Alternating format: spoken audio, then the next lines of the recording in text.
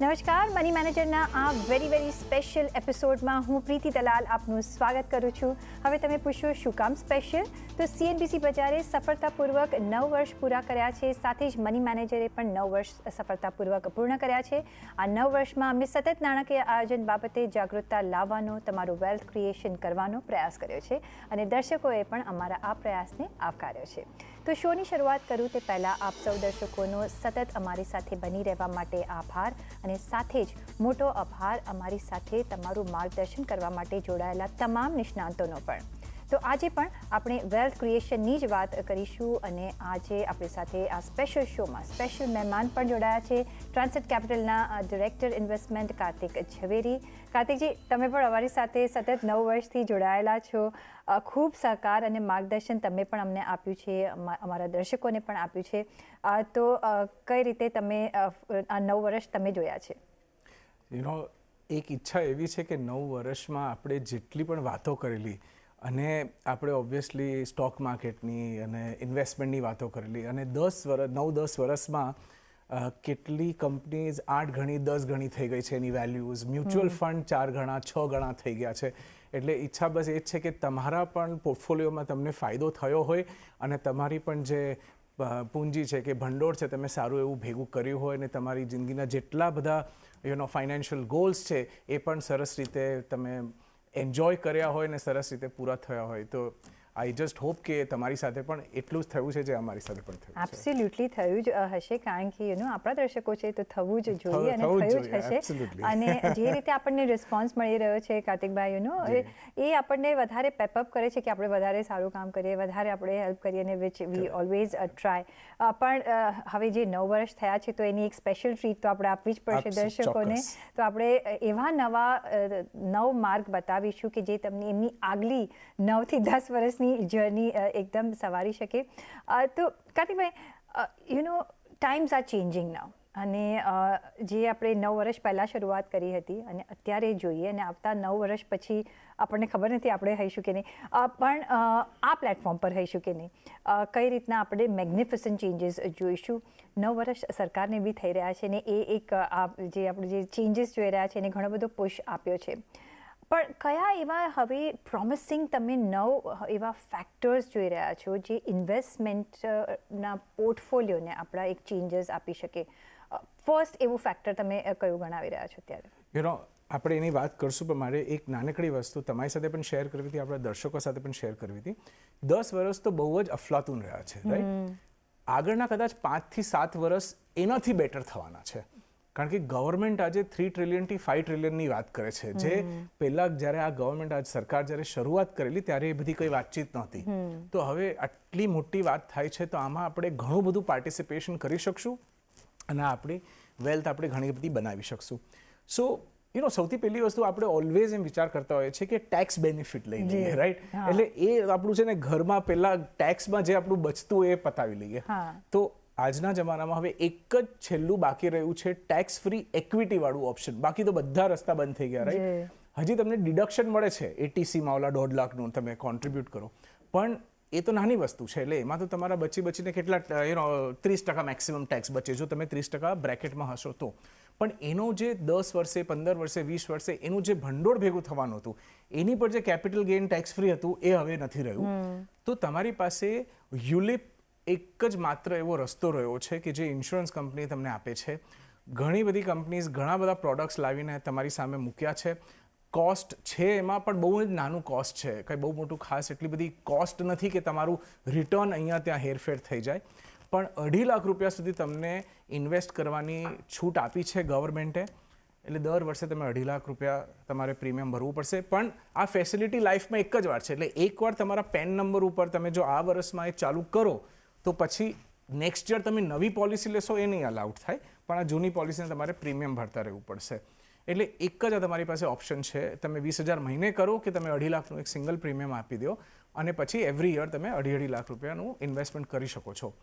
એ જે પૈસા તમારા ભેગા થશે આજની તારીખમાં, તમે 10 વર્ષનું ઇન્વેસ્ટમેન્ટ કરો, 20, 30, 40 વર્ષ ગમે તેટલા વર્ષો રાખશો, ત્યારે જ્યારે તમે પૈસા ઉપાડશો તમને કમ્પ્લીટલી એ ટેક્સ ફ્રી મળશે. એટલે આ એક છેલ્લી તમારી પાસે તક છે ઇક્વિટીમાં ઇન્વેસ્ટમેન્ટ કરવા માટેની જે ટેક્સ ફ્રી થઈ શકે. ઓફ લેટ પણ આપણે કર્યો હતો કે આ એક ઓપોર્ચ્યુનિટી છે તો તમારે ગ્રેબ કરી લેવી જોઈએ બિફોર ગવર્મેન્ટની એની ઉપર નજર જાય છે એના કદાચ નેક્સ્ટ બજેટમાં કદાચ જતું પણ રહે નેક્સ્ટ બજેટમાં આવી તો વાય નોટ તમારી જે પોસિબિલિટી એવેન્યુઝ છે એ આપણે ટેક્સ બચાવવા આપણે એનું એક શરૂઆત કરી લેવી જોઈએ. તો ફર્સ્ટ તમારા માટે જે ટિપ હવે આવી રહ્યા છે કે જે એક એવેન્યુ આપી રહ્યા છે જે કાર્તિકભાઈને યોગ્ય લાગે છે એ છે યુલિપ પર તમારે એક ટેક્સ બચાવવા માટે તમે ઇન્વેસ્ટમેન્ટ કરી શકો છો. નેક્સ્ટ ઓફકોર્સ આપણે જ્યારે બી એક પોર્ટફોલિયો બનાવતા હોય છે ઇન્વેસ્ટમેન્ટ કરતા હોઈએ છીએ કાર્તિકભાઈ તો આપણે ગ્રોથનું વિચારતા હોઈએ છીએ કે કઈ રીતના આપણું કેપિટલ ગ્રો થાય અને સસ્ટેનેબલી ગ્રો થાય.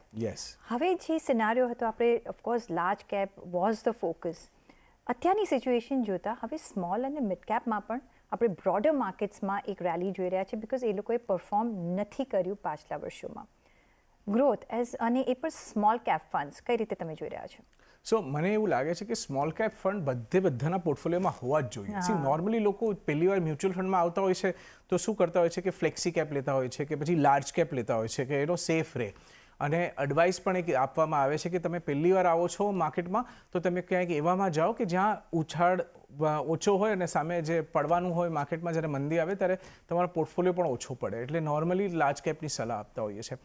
પણ સ્મોલ કેપ એવી વસ્તુ છે કે આ કંપનીઓ થોડી નાની છે પણ એ નાની એટલે નાની કરીને એવી તો એ 1000 કરોડની કંપની છે એટલે એવું નથી કે સાવ નાની છે. એટલે આ બધી કંપનીઝ 1000 કરોડથી લઈને અપવર્ડ્સ જાય છે એને સ્મોલ કેપ કહેવામાં આવે છે. તો આ કંપનીઝ જે રિટર્ન કરવાની કે જે ગ્રોથ કરવાની ક્ષમતા છે ને એ ઘણી વધારે છે. એટલે અહીંયા કદાચ તમને લાર્જ કેપના રિટર્ન કરતાં અહીંયા તમને રિટર્ન વાઇઝ ઓલમોસ્ટ તમને 5 થી 10% વધારે મળે. એટલે તમારું સરવાળે તમે જુઓ 10-15 વર્ષે 20 વર્ષે કે તમારું ભંડોળ કેટલું મોટું ભેગું થઈ જાય છે. મારી પાસે જે બધા સ્મોલ કેપ ફંડ્સ છે હું છેલ્લા 10-12 વર્ષથી ઇન્વેસ્ટેડ છું એમાં આજે 17-18% કમ્પાઉન્ડિંગ રિટર્ન છે. એટલે it's a very good thing. અને જ્યારે મંદી આવે છે ત્યારે 12-13% થઈ જાય છે. પણ એટલું બધું તમારે ડરવાની જરૂરત નથી. અને સ્મોલ કેપને તમારા પોર્ટફોલિયોમાં જગ્યા આપો ઇટ્સ વેરી ઇમ્પોર્ટન્ટ. અને જગ્યા એટલે વ્યવસ્થિત જગ્યા આપો. તમારા 20-30% પૈસા એમાં સ્મોલ કેપમાં ટોટલ પોર્ટફોલિયો ટોટલ પોર્ટફોલિયોમાંથી. કારણ કે તમે ટોટલ પોર્ટફોલિયોમાં આપણે કેટલી વાર આપણે ફોર્મ્યુલા આપતા હોઈએ છીએ કે 30% કે 40% તમે લાર્જ કેપમાં નાખો, બીજા 20-30% મિડ કેપમાં, 20-30% સ્મોલ કેપમાં અને 10-20% કદાચ સેક્ટરમાં નાખો. એટલે સ્મોલ કેપમાં વ્યવસ્થિત રીતે એટલીસ્ટ 20%નું તો જગ્યા આપો તમારા પોર્ટફોલિયોમાં. 10,000ની એસઆઈપી કરતા તો 2,000 કરો અને 10 લાખનું ઇન્વેસ્ટમેન્ટ તો એટલીસ્ટ 2-3 લાખ રૂપિયા સ્મોલ કેપમાં કરો. ઓકે, તો એક સ્મોલ કેપને ઓફકોર્સ તમારે જગ્યા આપો. જે ઓફકોર્સ એમાં રિસ્ક હોય છે પણ આપણે એક સારા એવા ફંડ્સમાં તમે રોકાણ કરી શકો છો જેથી એક તમારા રિસ્ક સાથે તમને રિટર્ન્સ પણ મળી શકે છે, એક બૂસ્ટ આપી શકે છે. અને અત્યારનો જે પીરિયડ આપણે જોઈ રહ્યા છે સિગ્નિફિકન્ટલી અત્યારના સ્મોલ કેપ અને મિડ કેપમાં આપણે કદાચ રેલી જોઈ શકીએ છીએ. નેક્સ્ટ ઓફકોર્સ આપણે ગ્રોથની તો વાત કરતા જ હોઈએ છીએ પણ આપણને we want something more than growth. અને સુપર ગ્રોથની જો અગર આપણે વાત કરતા હોઈએ તો કયું એવું એવન્યુ તમે જોઈ રહ્યા છો કે આપણું ઇમેજિનેશન કરતાં પણ વધારે આપણને ગ્રોથ આપી શકે? યસ, આપણે તમારા સીએનબીસીનો છે ને કે ઉમ્મીદ સે જ્યાદા નસીબ સે પહેલે. સો આ કંઈક એવી જ વસ્તુ છે પણ આ કોઈ પ્રોડક્ટ નથી પ્રિઝિબલ. This is a research platform. તમને કદાચ ખ્યાલ હશે કે છેલ્લા 4-5 વર્ષમાં એટલા બધા રિસર્ચ પ્લેટફોર્મ્સ ઊભા થઈ ગયા છે અને બહુ મોંઘા નથી. એટલે તમારે એમાં થોડીક ફી ભરવી પડે, તમે એનું સબસ્ક્રિપ્શન કરો અને એ લોકો ફંડામેન્ટલ રિસર્ચ કરીને તમને ઇન્ફોર્મેશન આપતા હોય છે, રેકમેન્ડેશન્સ આપતા હોય છે. એટલે it's not like a tip નથી આપતા તમને કે ઓકે આ XYZ કંપની ખરીદી લો. એ લોકોનું પૂરું એની પાછળ સાયન્સ છે અને ટેકનોલોજી એટલી જબરજસ્ત છે જે તમને સાવ નહીં મફતના ભાવમાં તમને મળે છે. એટલે જે લોકોને પોર્ટફોલિયો જાતે મેનેજ કરવો છે, પ્રોફેશનલ્સની સાથે નથી કરવો, અને હું શેર પોર્ટફોલિયોની વાત કરું છું કે ડાયરેક્ટ ઇક્વિટીની, તો તમારા માટે આ રિસર્ચ પ્લેટફોર્મ્સ તમે જુઓ. 25 પ્લેટફોર્મ છે લિટરલી. આમ બોલવા માટે 25 નથી બોલતો પણ એટલીસ્ટ 25 અલગ 25થી વધારે જ હશે. એટલા બધા પ્લેટફોર્મ્સ છે અને એ પ્લેટફોર્મ્સમાં ફંડામેન્ટલ રિસર્ચ થાય, ટેકનિકલ રિસર્ચ થાય, એ બધું એ લોકો કરીને તમને સીધું મોડલ પોર્ટફોલિયો આપી દે. એ તમે પોર્ટફોલિયો લઈ લો અને તમારા પોર્ટફોલિયોથી આ પોર્ટફોલિયો એટલીસ્ટ 10% વધારે આગળ ચાલે છે કમ્પાઉન્ડિંગમાં. એટલે કારણ કે એ પોસિબલ નથી આપણે કે બધી જ કંપનીઓનું સ્ટડી કરીએ, ક્વાર્ટર રિઝલ્ટ બધાના જ જોઈએ, બધાનું ક્વાર્ટરલી રિઝલ્ટ કયું સારું આવ્યું છે, ટેકનિકલી કયું સારું લાગે છે, આ બધા ફેક્ટરને ભેગા કરીને કોમ્બિનેશન કરીને તમને આમ 20-30-40 કંપનીઓનો પોર્ટફોલિયો આપી દે તો these are the best companies. એટલે આ તમને એટલું જબરજસ્ત સ્ટ્રેટેજી ચાલશે અને 3 મિલિયનથી 3 ટ્રિલિયનથી જે 5 ટ્રિલિયનની આપણી ઇકોનોમી થવાની છે, એટલે તમે સમજી લો કે તમારો પોર્ટફોલિયો કદાચ 5 વર્ષમાં ડબલ તો નહીં, કદાચ 4 ગણો પણ થઈ જાય આવી સ્ટ્રેટેજીમાં લાગતા. પણ ફોલો કરવું પડે અને આ રિસર્ચ સબસ્ક્રાઇબ કરો અને તમારે શીખવું હોય તો શીખવાડવાવાળા પણ એક નહીં અનેક છે અત્યારની જમાનામાં. એબ્સોલ્યુટલી. પણ આમાં ડુ ધે કન્સિડર તમારું, સપોઝ આપણે અપ્લાય કર્યું તો ડુ ધે કન્સિડર તમારું રિસ્ક એપેટાઇટ કેટલો છે? સો જો ડુ ઇટ યોર સેલ્ફમાં તમારે બધું જાતે લગભગ નક્કી કરવું પડે, રાઈટ? એટલે તમારી પાસે કેટલા બધા ઓપ્શન્સ છે, રિસર્ચ પ્લેટફોર્મ્સ છે, રિસર્ચ પ્લેટફોર્મ સાથે કેટલા બધા સ્મોલ કેસીસ છે, નાના પોર્ટફોલિયોઝ છે, મોટા પોર્ટફોલિયોઝ છે. યુ હેવ ટુ ડિસાઇડ કે તમારે ક્યાં જવું છે. તમારી પાસે અનેક હજારો પ્રોડક્ટ્સની ચોઇસ છે ત્યાં, પણ તમે ખાલી ઇવન આ સબસ્ક્રાઇબ કરો ને તો તમને એક ઇન્ડિકેશન મળી જશે. નહીં તો આપણે શું કરતા હોઈએ છીએ કે જે જોઈ જાણીતી લિફ્ટીની કંપનીઓ છે કે આ કંપની આપણે છેલ્લા 50 વર્ષથી જોઈએ છે કે 100 વર્ષથી ચાલે છે, ચાલો એનો શેર લઈ લઈએ. તો એમાં જરૂરી નથી કે તમને આટલો બધો ગ્રોથ થશે, પણ આ બધી કંપનીઝ એકદમ ગ્રોથ કરી રહી છે. જે ગ્રોથ કરે છે એનું જ તમને રેકમેન્ડેશન આપે છે. પછી તમે એને 3 મહિના માટે હોલ્ડ કરો, વર્ષ માટે હોલ્ડ કરો કે 5 વર્ષ માટે કરો, એ બધા એ પોર્ટફોલિયો અલગ હોય છે. હોલ્ડિંગ પીરિયડના પોર્ટફોલિયો અલગ અને સ્ટ્રેટેજી અલગ, અને રિસ્ક અસેસમેન્ટ તમારે તમારી રીતે જાતે કરવું પડે. કોઈક જગ્યા ઉપર તમને ઓલું પણ મળશે, પણ આ રિસર્ચ છે એટલે રિસર્ચમાંથી તમે શું વાપરો એ તમારી ઉપર છે. એબ્સોલ્યુટલી. સો 3 પોઈન્ટ્સ તમને: ટેક્સ સેવિંગ, યુલિપ, ઓફકોર્સ તમારા ગ્રોથ માટે સ્મોલ કેપ, અને જો તમારે એક સુપર ગ્રોથ જોઈતો હોય તો એક રિસર્ચ પ્લેટફોર્મ પર તમે અપ્લાય કરો જ્યાંથી તમને ઘણી બધી ઇન્ફોર્મેશન મળશે જો તમે તમારી જાતે ઇન્વેસ્ટમેન્ટ કરતા હો તો. 4th હવે જે એક સ્ટ્રેટેજી આપશે કાર્તિકભાઈ, તે ઓફકોર્સ તમને ગ્રોથ જોઈએ, સુપર ગ્રોથ જોઈએ, પણ એક સ્ટેબિલિટી પણ જોઈતી હોય છે. બિકોઝ બહુ વોલેટિલિટી આપણે રોજ માર્કેટમાં ઇન એન્ડ આઉટ બધા નથી હોતા કે you can sustain that. A stability કયા એવા એવેન્યુઝ તમને આપી શકે છે? બહુ જ સીધો હિસાબ છે. સ્મોલ કેપમાં આપણે 5 મિનિટ પહેલા વાત કરી કે રિટર્ન પણ મેક્સિમમ છે, અને જ્યારે મંદી એનો સમય આવશે ત્યારે એમાં ફોલ પણ એટલો જ જોરદાર આવશે. એટલે ઇન્ડેક્સ 10% પડશે તો કદાચ 25% પડી જશે, રાઈટ? એટલે મલ્ટી કેપ ઇક્વિટી પોર્ટફોલિયો કરવા. એટલે મલ્ટી કેપનો મતલબ છે કે તમે એમાં થોડો લાર્જ કેપ પણ ઉમેરી દો, થોડા મિડ કેપ પણ ઉમેરી દો, અને જે આપણે ઓલા રિસર્ચ પ્લેટફોર્મની વાત કરી, તમે એમાંથી પણ માહિતી જાળવી શકો છો. નહીં તો તમે તમારી જાતે પણ પોર્ટફોલિયો બનાવતો હોય તો મલ્ટી કેપ ટાઈપના પોર્ટફોલિયો બનાવો. એટલે એવું નહીં કે એટલી બધી લાલચ કરવાની નહીં કે બધા જ સ્મોલ કેપ લઈ લીધા. એટલે એમાં તમે મલ્ટી કેપ પણ લો, એમાં તમે મિડ કેપ પણ લો, માઇક્રો કેપ પણ લો, સ્મોલ કેપ પણ લો. એટલે કમ્પ્લીટલી ડાયવર્સિફાઈ કરીને પોર્ટફોલિયો થઈ જાય, અને એટલીસ્ટ 30-35 કંપનીઝનો પોર્ટફોલિયો બનાવો, દેર ઇઝ નો પ્રોબ્લેમ. તો એટલે તમને સ્ટેબિલિટી પણ આવશે, બધી વસ્તુ સેમ ટાઈમે ઉપર નીચે જાય, ઇન્ડસ્ટ્રી ડાયવર્સિફિકેશન પણ થઈ જશે, અને આ વસ્તુ તમને રિસર્ચમાંથી પણ મળશે, ડાયરેક્ટલી ફંડ્સમાંથી પણ તમને આઈડિયા મળશે.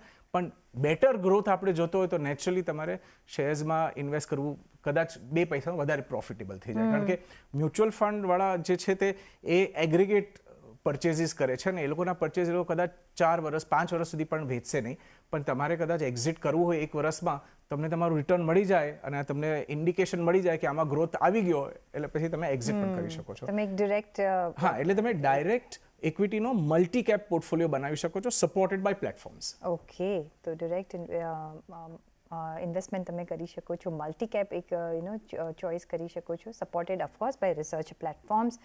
તો એ એક તમને એક સ્ટેડીનેસ તમારા પોર્ટફોલિયોને આપી શકે છે. એક બીજો એવેન્યુ આપણે જે જોતા હોઈએ છીએ એ છે કે તમને you want something from your returns periodically, અને વિચ ઇઝ નોટ બેડ, કારણ કે બધું જ તમે ગ્રોથમાં નાખશો તો when will you enjoy, unless you don't cell. અને પછી આપણે તો અટેચ બી થઈ જતા હોય છે કે નથી વેચ્યું, ઉપર જાય તો બી નથી વેચવું, નીચે જાય તો નહીં, ઉપર જશે પછી વેચીશું. એટલે that psychological factor also plays. તો જો એક આપણે એક સ્ટેડી ઇન્કમ જે મે બી રિટાયર્ડ લોકોને વધારે જરૂરિયાત હોતી હોય છે કે અધરવાઇઝ એઝ વેલ, અને ગ્રોથ જે હોય, ડિવિડન્ડ સ્ટોક્સ જે હોય, જો એવા પ્રકારમાં જો આપણે નિવેશ કરવું હોય તો કઈ રીતના કરવું જોઈએ? સો ડિવિડન્ડ સ્ટોક્સ એટલી જૂની સ્ટ્રેટેજી છે, એટલી મજબૂત સ્ટ્રેટેજી છે, અને ખાસ કરીને ગવર્મેન્ટ કંપનીઝ તમને ઘણું વધારે ડિવિડન્ડ આપતા હોય છે.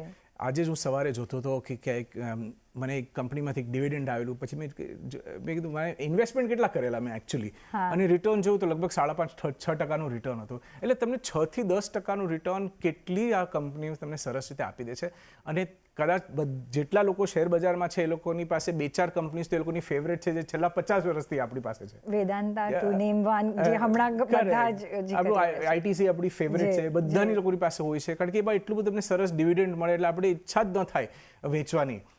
અને યુ નો કાર્તિકભાઈ, you will be surprise because I do a viewers questions show. અમુક સવાલ એવા જ આવતા હોય છે કે મારે ખાલી ડિવિડન્ડ પર સે મારે ઇન્વેસ્ટમેન્ટ કરવું છે. જી, એટલે એવી કેટલી બધી કંપનીઝ છે, તમે એમ કેલ્ક્યુલેટ કરો ને કે મને દાખલા તરીકે 20,000 રૂપિયાનું ડિવિડન્ડ જોઈએ છે, તો એકચ્યુઅલી તમે બહુ સેફલી 8%ના હિસાબે તમે કેલ્ક્યુલેટ કરી લો તો તમને તમારું ઇન્વેસ્ટમેન્ટની રકમ આવી જશે કે ઓકે અહીંયા તમે 20 લાખ કે 25 લાખ રૂપિયા આમ નાખશો, આટલા શેર લેશો, સેફ છે કંપની, બધું વ્યવસ્થિત છે. અને સેફ શું, ફિક્સ ડિપોઝિટ ટાઈપનું ઇન્વેસ્ટમેન્ટ છે. ફિક્સ ડિપોઝિટના એવજમાં આવી બધી કંપનીઝમાં આપણે ઇન્વેસ્ટમેન્ટ થતા જોયા છે. એટલે તમને રિટર્ન તો મળી ગયું 6-8%, 10%નું, અને તમારું ગ્રોથ પણ થઈ રહ્યો છે, એટલે ડબલ બેનિફિટ છે. એટલે ડિવિડન્ડ પોર્ટફોલિયો પણ એ જે સિનિયર્સને બહુ બધું ગમતું હોય છે આવી રીતે ડિવિડન્ડ વાળી કંપનીઓ. એટલે એ છે, તમને થોડીક ઇન્કમ જોતી હોય, you can also consider dividend stocks, good idea. પણ dividend yield funds is not such a good idea. એટલે મીન્સ મેં પણ કરી શકો, પણ એમાં તમે પછી એ બધા મ્યુચ્યુઅલ ફંડમાં તમને 1-2% ડિવિડન્ડ રિટર્ન મળે, પણ એ કંપનીનો ગ્રોથ થશે, જ્યારે માર્કેટમાં તેજી આવશે ત્યારે એ ફંડ સારું કરશે. બરાબર. એટલે પણ ડાયરેક્ટલી સ્ટોક લેવું જરૂરી છે. ડાયરેક્ટલી સ્ટોક લેવું જરૂરી છે ઓફકોર્સ, અને એ થોડું પોર્શન આપણે રાખવું જ જોઈએ, ભલે આપણે મેજોરિટી તમે મ્યુચ્યુઅલ ફંડ્સમાં રોકાણ કરતા હો ત્યારે. બીજા પણ એવેન્યુઝ અમે તમને આપીશું, પણ એ પહેલાં મારે લઈ લેવો પડશે એક બ્રેક. તો બ્રેક લઈને પાછા ફરીશું. જોડાયેલા રહેજો અમારી સાથે.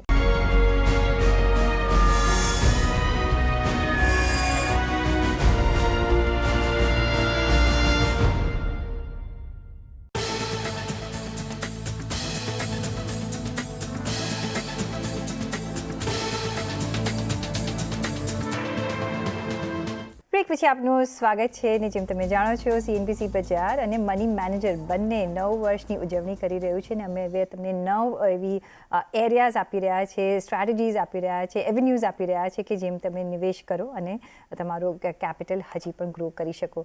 જે એક સિક્સ્થ આસ્પેક્ટ જે મારે ડિસ્કસ તમારી સાથે કરવો હતો કે ઘણા બધા ફ્યુચરમાં એમને એક ઇન્કમ ઊભી થાય એના માટે પણ રોકાણ કરતા હોય છે, અને એક એન્યુઇટી જેને આપણે કહેતા હોઈએ છીએ. કઈ રીતના આ આસ્પેક્ટ તમારા પોર્ટફોલિયોમાં તમારે રાખવો જોઈએ? અત્યાર સુધી આપણે ગ્રોથની વાત કરતા હતા, હવે આપણે થોડું ઇન્કમ ઉપર આપણું ધ્યાન લઈને આવીએ. ઇઝ વેરી ઇમ્પોર્ટન્ટ કે તમારી પાસે 6-7% વાળા પણ પ્રોડક્ટ્સ હોય, કારણ કે આજે તમને કદાચ લાગે છે કે 6-7% તો ઇન્ફ્લેશન છે, તો 6-7 ટાઈપના 6%, 7% વાળા પ્રોડક્ટમાં હું શું કામ કરું? પણ એક વસ્તુ સમજો કે આ 6-7% જે છે એ તમને અત્યારથી લઈને તમે દાખલા તરીકે 40ના છો કે 50 છો, તમારી બાકી આખી જિંદગી સુધી ચાલતા રહેશે. એટલે 20 વર્ષ પછી તમે જોશો કે જ્યારે ઇન્ડિયામાં આપણા જે વ્યાજ દરો છે કદાચ 2% કે 3% હશે, ત્યારે તમને લાગશે કે તમે કેટલું મોટું અને કેટલું સરસ કામ કરેલું કે તમે 6-7% વાળા પ્રોડક્ટમાં 20 વર્ષ 25 વર્ષ પહેલાં ઇન્વેસ્ટ થઈ ગયેલા. એટલે આ પ્રોડક્ટ્સ છે એને કમ્પ્લીટલી નકારી ના દો. ટેક્સ તો લાગવાનો જ છે, એટલે ટેક્સમાં હવે તો કોઈ છૂટ નથી, પણ આગળ જતાં કદાચ ટેક્સ બ્રેકેટ પોળા થશે, જેને કારણે તમારું ટેક્સ ઇમ્પેક્ટ ઓછો થઈ જાય. એટલે ટેક્સ ભરવાનો જેટલો આવશે એટલે કદાચ એમાં તમને થોડી રાહત આવશે. પણ આને ઇગ્નોર ના કરો, કારણ કે આ સમય જો એકવાર નીકળી જશે ને કે જ્યારે આપણે આપણા ગ્રોથના એક બીજા દોરમાં આવી જશું, તો આ વ્યાજ ઓછા થવા માંડશે, ઘટવા માંડશે, પછી આ નહીં મળે તમને આગળ. એબ્સોલ્યુટલી. તો એ પણ એક ગ્રેબ એન્ડ કરી લેવું જોઈએ. કાર્તિકભાઈ, એક જ્યારે આપણે ઇન્કમ કઈ રીતે જનરેટ કરી શકીએ એની વાત કરી રહ્યા છીએ, તો એક હાઈ ઇન્કમ પણ આપણે જનરેટ કરવાનું આપણે ઈચ્છા ઓલવેઝ રાખતા હોઈએ છીએ. એના માટે શું એવેન્યુ શોધવું જોઈએ? અચૂક મને લોકો પૂછે છે કઈ એફડીમાં મને 9% મળે, એટલે પછી રિસ્ક એ વધી જતું હોય. સો આજકાલ છે ને એક P2P કરીને, પિયર ટુ પિયર કરીને પ્લેટફોર્મ આવ્યું છે. It is licensed by RBI, it is registered by RBI. તો ઘણા લોકોને છે ને આની સમજ નથી, પણ અહીંયા તમને આ પ્લેટફોર્મમાં તમારે 1 મહિનાનું પણ તમે ઇન્વેસ્ટમેન્ટ કરી શકો છો, તમે 1 વર્ષનું પણ ઇન્વેસ્ટમેન્ટ કરી શકો છો અને 2 વર્ષનું પણ કરી શકો છો. પણ ટિપિકલી તમને 8% થી 12% સુધી તમને રેન્જમાં પૈસા મળતા હોય છે. એટલે ઘણી બધી વાર અમે રેકમેન્ડ કરતા હોઈએ છીએ અમારા ક્લાયન્ટ્સને કે આ 10%, 11% છે અને 1 વર્ષનું ઇન્વેસ્ટમેન્ટ છે, તો એમાં તમને કંઈ પ્રોબ્લેમ નથી. એટલે તમારે આ એરિયા નવો છે, 5-7 એટલે 5-7 વર્ષ જૂનો થઈ ગયો હવે, પણ છતાં રિલેટિવલી નવો છે લોકોની સમજમાં આવવા માટે.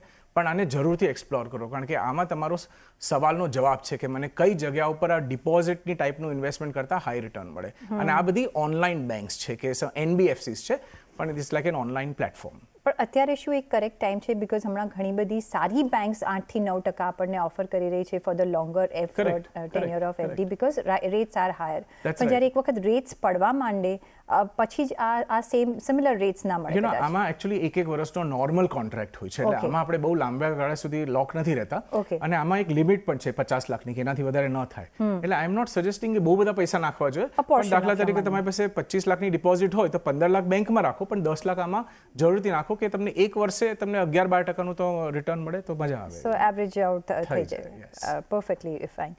નેક્સ્ટ આપણે ઓફકોર્સ ઇન્કમ અને આપણે એક્સપેન્સીસ તો ચાલુ જ રહેતા હોય છે જેવી રીતે હોમ લોન્સ લીધી હોય કઈ રીતના એનું મેનેજમેન્ટ કરવું જોઈએ? આપણે જ્યારે ઇન્વેસ્ટમેન્ટની વાત કરીએ ત્યારે home loan becomes a very important thing કારણ કે બધા માટે ઈએમઆઈ એક બહુ મોટો ક્ષેત્ર હોય છે એ લોકોના ખર્ચાનો 30-40% પૈસા જે આપણે કમાઈ છે કદાચ ઈએમઆઈમાં જતા રહેશે. એટલે લોકોની પાસે જ્યારે મોટા પૈસા આવે છે ને ક્યાંયથી પણ પછી 2 લાખનું બોનસ હોય કે કોઈ બીજી અધરવાઇઝ ઇનહેરિટન્સ કે એવું કાંઈ હોય આપણે છે ને દોડતા જઈએ છીએ બેંકમાં પૈસા ચૂકવી દેવા હોય છે કારણ કે આપણે આમ બોજો લાગે છે કે આ લોન છે પણ આપણે સ્માર્ટ બનવાનું છે રાઈટ. કારણ કે આ લોન સારામાં સારી લોન છે 8-9% લોન છે આજની તારીખમાં પણ અને તમારું ઘર જે છે કે તમારું કમર્શિયલ પ્રોપર્ટી છે એમાં તો અપ્રિસિએશન ધીરે ધીરે થઈ જ રહ્યું છે રાઈટ.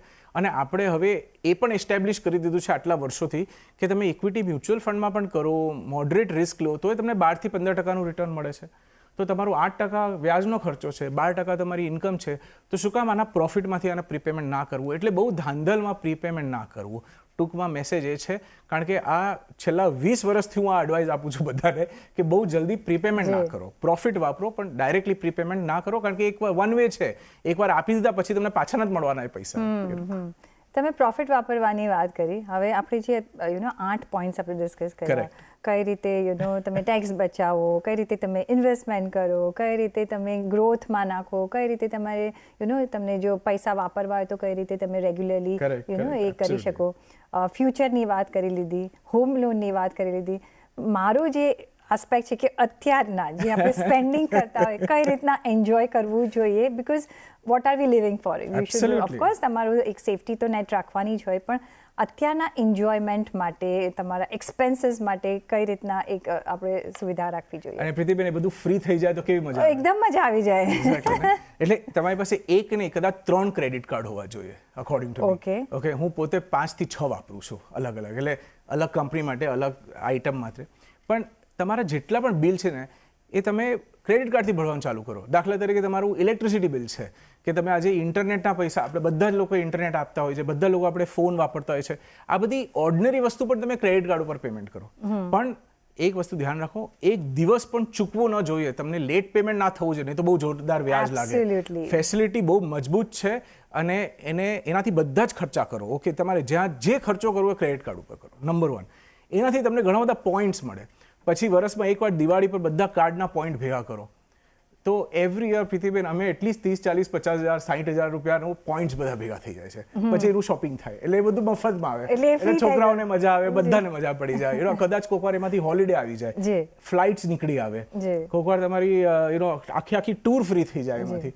એટલે એટલા બધા ફાયદા છે અને તમને એટલા બધા ઓપ્શન્સ છે ક્રેડિટ કાર્ડમાં એટલા બધા પોઈન્ટ્સ મળે છે અને એટલા બધા અલગ અલગ જાતના પ્રોગ્રામ્સ છે લાઉન્જ બેનિફિટ તે ગોલ્ફ બધું જ છે. અને કોઈવાર તમારે નાનકડી ફી આપવી પડે 1,000-2,000-5,000 રૂપિયાની દેટ્સ ઓકે પણ ક્રેડિટ કાર્ડ જરૂરથી વાપરો અને એના પોઈન્ટ્સ ભેગા કરો અને પોઈન્ટ્સમાંથી ફ્રી શોપિંગ કરો. જી પણ જેમ કહ્યું એમ ડિસિપ્લિન રાખવી પડશે. જો તમે એક દિવસ પણ લેટ જો પેમેન્ટ કરો છો તમારું મંથલી પેમેન્ટ્સ તો તમને એક મોટો ફટકો પડશે ને બધું તમે ભૂલી જશો અને તમારો ક્રેડિટ સ્કોર બી બગડી જશે. તો જો તમે ડિસિપ્લિન્ડ ખર્ચ કરતા હોય કે પેમેન્ટ કરતા હોય તો એ લોકો માટે આ એક સુવિધા જરૂરથી છે. કાર્તિકભાઈ ઘણો આભાર તમારો આજે અમારી સાથે જોડાવા બદલ. ઓલ ધીસ 9 years પણ અમારી સાથે જોડાવા બદલ અમને ગાઈડ કરવા બદલ અને અમારા દર્શકોને ગાઈડ કરવા બદલ અને વી વિશ કે આપણે આગળ પણ આ કામ ચાલુ જ રાખીશું. પણ અત્યારના માટે થેન્ક યુ સો મચ અને મને પણ આપશો રજા પણ જોડાયેલા રહેજો CNBC બજાર સાથે. નમસ્કાર.